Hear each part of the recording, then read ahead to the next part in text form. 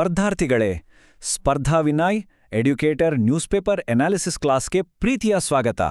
ಇಂದು ನಾವು ಅತ್ಯಂತ ಮುಖ್ಯವಾದ ಅಂತಾರಾಷ್ಟ್ರೀಯ ಸಂಬಂಧಗಳ ಅಂದರೆ ಇಂಟರ್ನ್ಯಾಷನಲ್ ರಿಲೇಷನ್ಸ್ ಕುರಿತ ಸವಿಸ್ತಾರ ವಿಶ್ಲೇಷಣೆ ಮಾಡಲಿದ್ದೇವೆ. ಪರೀಕ್ಷೆಯ ತಯಾರಿಯಲ್ಲಿ ಒಂದು ಮಾರ್ಗದರ್ಶಕನಾಗಿ ನಮ್ಮ ಸ್ಪರ್ಧಾರ್ಥಿಗಳ ಯಶಸ್ಸಿಗೆ ಸಹಾಯ ಮಾಡುವುದೇ ಈ ಕ್ಲಾಸ್ನ ಮುಖ್ಯ ಉದ್ದೇಶ. ಬನ್ನಿ, ಈಗ ತಡ ಮಾಡದೆ ಈ ವಿಷಯದ ಬಗ್ಗೆ ಆಳವಾಗಿ ತಿಳಿದುಕೊಳ್ಳೋಣ. ಪರೀಕ್ಷೆಯ ಆತಂಕ ಬೇಡ. ಈಗ ನಮ್ಮ ಇಂದಿನ ಕ್ಲಾಸ್ನ ಸ್ಪಷ್ಟ ರೂಪರೇಷೆಯನ್ನು ನೋಡೋಣ. ಮೊದಲು ಸಿಲೆಬಸ್ ಮ್ಯಾಪಿಂಗ್ ಮತ್ತು ಕೋರ್ ಡೇಟ್ಸ್. ಎರಡನೆಯದು ಆರ್ಟಿಕ್ ಜಿಯೋಪಾಲಿಟಿಕ್ಸ್ ಮತ್ತು ಕ್ಲೈಮೇಟ್ ಲಿಂಕ್. ಮೂರನೆಯದು ನಾರ್ಡಿಕ್ ಟೆಕ್ ಮತ್ತು ಮ್ಯಾರಿಟೈಮ್ ಸ್ಟ್ರಾಟಜಿ. ನಾಲ್ಕನೆಯದು ಎಕ್ಸಾಮ್ ಡೇ ಸಮ್ಮರಿ ಟೇಬಲ್ ಮತ್ತು ಕೊನೆಯದಾಗಿ ಮೇನ್ಸ್ ಪ್ರಾಕ್ಟೀಸ್ ಮತ್ತು ರಿವಿಷನ್.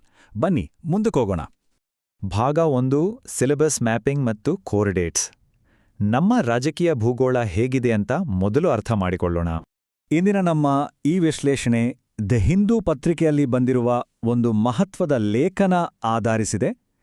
ಇದು ಮೇ 2026ರಲ್ಲಿ ಆಸ್ಲೋನಲ್ಲಿ ನಡೆದಿರುವ 3ನೇ ಇಂಡಿಯಾ ನಾರ್ಡಿಕ್ ಸಮಿಟ್ ಬಗ್ಗೆ ಸವಿಸ್ತಾರವಾಗಿ ವಿವರಿಸುತ್ತದೆ. ನಮ್ಮ ಫಸ್ಟ್ ಟೈಮ್ ಆಸ್ಪಿರೆಂಟ್ಸ್ ಇದನ್ನು ಗಮನಿಸಲೇಬೇಕು. ಇದು ನಮ್ಮ ಜನರಲ್ ಸ್ಟಡೀಸ್ ಪೇಪರ್ 2ಗೆ ಅತ್ಯಂತ ಪ್ರಾಮುಖ್ಯ ವಿಷಯ. ಲೇಖಕರ ಈ ಮಾತು ನಮಗೆ ಒಂದು ಡೈಲಿ ಮೋಟಿವೇಶನಲ್ ಥಾಟ್ ಆಗಬೇಕು. ಎಪಿಸೋಡಿಕ್ ಎಂಗೇಜ್ಮೆಂಟ್ ಬದಲು ಸಸ್ಟೈನ್ಡ್ ಪಾರ್ಟ್ನರ್ಶಿಪ್ ಬೇಕು. ಅಂದರೆ ಕ್ಷಣಿಕ ಭೇಟಿಗಳಿಗಿಂತ ನಿರಂತರ ಮತ್ತು ಸ್ಥಿರ ಸಂಬಂಧಗಳು ಮುಖ್ಯ. ಇದು ಜಗತ್ತಿನ ರಾಜಕೀಯಕ್ಕೆ ಮಾತ್ರ ಅಲ್ಲ, ನಮ್ಮ ಪರೀಕ್ಷೆಯ ತಯಾರಿಗೂ ಅನ್ವಯಿಸುತ್ತದೆ. Consistency is the key. ಕಾಲಾನುಕ್ರಮ ಅಂದರೆ ಟೈಮ್ ಲೈನ್ UPSC ಪ್ರೆಪ್ನಲ್ಲಿ ತುಂಬಾ ಮುಖ್ಯ. ಈ ಡೇಟ್ಸನ್ನು ನಿಮ್ಮ ಡೈಲಿ ನೋಟ್ಸ್ನಲ್ಲಿ ಆ್ಯಡ್ ಮಾಡಿಕೊಳ್ಳಿ. 2013ರಲ್ಲಿ ಭಾರತ ಆರ್ಕ್ಟಿಕ್ ಕೌನ್ಸಿಲ್ಗೆ ಅಬ್ಸರ್ವರ್ ಆಗಿ ಸೇರಿತು. ಈಗ ಮೇ 2026ರಲ್ಲಿ ಆಸ್ಲೋ ಸಮ್ಮಿಟ್ ನಡೆದಿದೆ ಮತ್ತು 2030-31 ಅಷ್ಟೊತ್ತರಲ್ಲಿ ಕಪ್ಪಲು ನಿರ್ಮಾಣ ಕ್ಷೇತ್ರದಲ್ಲಿ ಕೆಪಾಸಿಟಿ ರಿಸ್ಕ್ಸ್ ಅಂದರೆ ಸಮಸ್ಯೆಗಳು ಎದುರಾಗಬಹುದು. ಇದು ಭಾರತದ ನೀತಿಗಳಲ್ಲಿ ಆಗಿರುವ ಪ್ರಗತಿಯನ್ನು ಸ್ಪಷ್ಟವಾಗಿ ತೋರಿಸುತ್ತದೆ. ಮುಂದಿನ ಭಾಗ ಆರ್ಟಿಕ್ ಜಿಯೋಪಾಲಿಟಿಕ್ಸ್ ಮತ್ತು ಕ್ಲೈಮೇಟ್ ಲಿಂಕ್. ಉತ್ತರ ಭಾಗದ ಬದಲಾಗುತ್ತಿರುವ ಚಿತ್ರಣವನ್ನು ನೋಡೋಣ. ಈ ಸಂಕೀರ್ಣ ರಾಜಕೀಯ ಘಟನೆಯನ್ನು ಒಂದು ಸಿಂಪಲ್ ಅನಾಲಜಿ ಜೊತೆ ಅರ್ಥಮಾಡಿಸುತ್ತೇನೆ. ಆರ್ಟಿಕ್ ಕೌನ್ಸಿಲ್ ಅನ್ನು ಈಗ ಒಂದು ಅಸಮಂಜಸ ನೇಬರ್ಹುಡ್ ಕಮಿಟಿಗೆ ಹೋಲಿಸಬಹುದು. ಒಂದು ಕಡೆ ಫಿನ್ಲ್ಯಾಂಡ್ ಮತ್ತು ಸ್ವೀಡನ್ ನ್ಯಾಟೋಗೆ ಸೇರಿ ತಮ್ಮ ಬಲವನ್ನು ಹೆಚ್ಚಿಸುತ್ತಿದ್ದಾರೆ. ಇನ್ನೊಂದು ಕಡೆ ರಷ್ಯಾ ಮತ್ತು ಚೀನಾ ಜೊತೆಗೂಡಿ ನಾರ್ದರ್ನ್ ಸೀ ರೂಟ್ ಅನ್ನು ಡೆವಲಪ್ ಮಾಡುತ್ತಿದ್ದಾರೆ. ಈ ಟೆನ್ಷನ್ ಅನ್ನು ನಾವು ತಟಸ್ಥವಾಗಿ ಅಂದರೆ ಇಂಪಾರ್ಷಿಯಲಿ ಅಬ್ಸರ್ವ್ ಮಾಡಬೇಕು. ಈಗ ಅತ್ಯಂತ ಮುಖ್ಯವಾದ ಒಂದು ಪದದ ಅರ್ಥ ತಿಳಿದುಕೊಳ್ಳೋಣ. ಬ್ಲೂ ಎಕಾನಮಿ ಎಂದರೇನು? ತುಂಬಾ ಸಿಂಪಲ್ ಆಗಿ ಹೇಳಬೇಕಂದ್ರೆ, ಸಮುದ್ರದ ಪರಿಸರಕ್ಕೆ ಹಾನಿ ಮಾಡದೆ ವ್ಯಾಪಾರ, ಶಕ್ತಿ ಮತ್ತು ತಂತ್ರಜ್ಞಾನಕ್ಕಾಗಿ ಸಮುದ್ರದ ಸಂಪನ್ಮೂಲಗಳನ್ನು ಬಳಸುವ ವಿಧಾನ. ರಿಯಲ್ ವರ್ಲ್ಡ್ನಲ್ಲಿ ಸಸ್ಟೈನಬಲ್ ಫಿಶಿಂಗ್ ಮತ್ತು ಈಕೋ ಟೂರಿಸಂ ಇದರ ಬೆಸ್ಟ್ ಎಕ್ಸಾಂಪಲ್ಸ್. ಈ ಪದವನ್ನು ಎಸ್ಸೆ ರೈಟಿಂಗ್ ವೊಕ್ಯಾಬ್ಯುಲರಿ ಲಿಸ್ಟ್ಗೆ ಸೇರಿಸಿಕೊಳ್ಳಿ. ಭಾರತ ಆರ್ಕ್ಟಿಕ್ ದೇಶ ಅಲ್ಲದಿದ್ರೂ ನಮ್ಮ ಸ್ಟೇಕ್ಸ್ ಇಲ್ಲಿ ತುಂಬಾ ಇದೆ.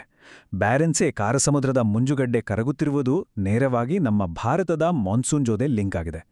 ಗಮನಿಸಿ, ಪೋಲ್ ಮೆಲ್ಟಾದ್ರೆ ನಮ್ಮ ಕರಾವಳಿ ಭದ್ರತೆಗೂ ಆಪತ್ತು. ವಾಯುಗುಣ ಬದಲಾವಣೆ ನಮ್ಮ ಕೃಷಿಗೆ ಹೇಗೆ ಎಫೆಕ್ಟ್ ಆಗುತ್ತೆ ಅಂತ ನಾವು ಇದನ್ನ ಸಿಲೆಬಸ್ ಜೊತೆ ಲಿಂಕ್ ಮಾಡಬೇಕು. 3ನೆಯ ಭಾಗ ನಾರ್ಡಿಕ್ ಟೆಕ್ ಮತ್ತು ಮ್ಯಾರಿಟೈಮ್ ಸ್ಟ್ರಾಟಜಿ. ಇದೇ ನಮ್ಮ ಸ್ಟ್ರಾಟಜಿಕ್ ಮ್ಯಾಚ್ ಮೇಕಿಂಗ್. ಈ ಸಮರಿ ಟೇಬಲ್ ಅನ್ನು ಎಕ್ಸಾಮ್ ಡೇ ರ್ಯಾಪಿಡ್ ರಿವ್ಯೂಗೆ ಖಂಡಿತವಾಗಿ ಬಳಸ್ಕೊಳ್ಳಿ.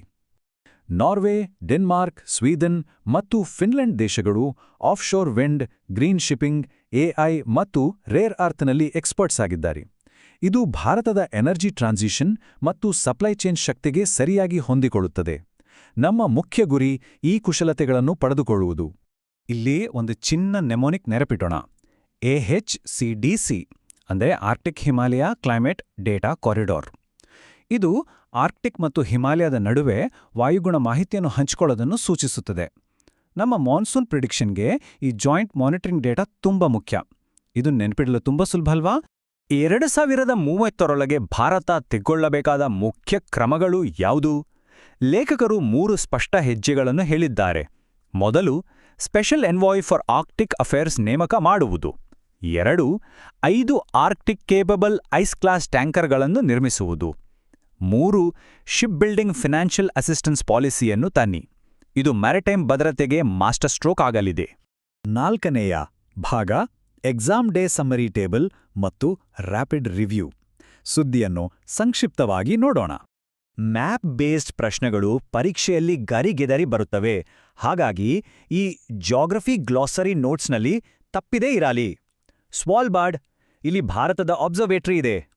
ನಾರ್ದರ್ನ್ ಸೀ ರೂಟ್, ಇದು ರಷ್ಯಾದ ಹೊಸ ಶಿಪ್ಪಿಂಗ್ ದಾರಿ. ಸ್ಟ್ರೇಟ್ ಆಫ್ ಹಾರ್ಮೋಸ್, ಇದೊಂದು ವಲ್ನರಬಲ್ ಮ್ಯಾರಿಟೈಮ್ ಚೋಕ್ ಪಾಯಿಂಟ್. ಇವುಗಳನ್ನು ಇವತ್ತೇ ಮ್ಯಾಪ್ನಲ್ಲಿ ಮಾರ್ಕ್ ಮಾಡ್ಕೊಳ್ಳಿ. ಕೊನೆಯದಾಗಿ ಭಾಗ 5 ಮೇನ್ಸ್ ಪ್ರಾಕ್ಟೀಸ್ ಮತ್ತು ರಿವಿಷನ್. ನಮ್ಮ ಜ್ಞಾನವನ್ನು ಪರೀಕ್ಷಿಸುವ ಸಮಯ. ನ್ಯೂಸ್ ಪೇಪರ್ ರೀಡಿಂಗ್ ಅನ್ನು ಬೇರೆ ಡೈಲಿ ಸ್ಟಡಿ ಸಬ್ಜೆಕ್ಟ್ಸ್ ಜೊತೆ ಬ್ಯಾಲೆನ್ಸ್ ಮಾಡೋದು ಹೇಗೆ? ಈ ಸಿಂಪಲ್ ವೀಕ್ಲಿ ರಿವಿಷನ್ ಶೆಡ್ಯೂಲ್ ನೋಡಿ.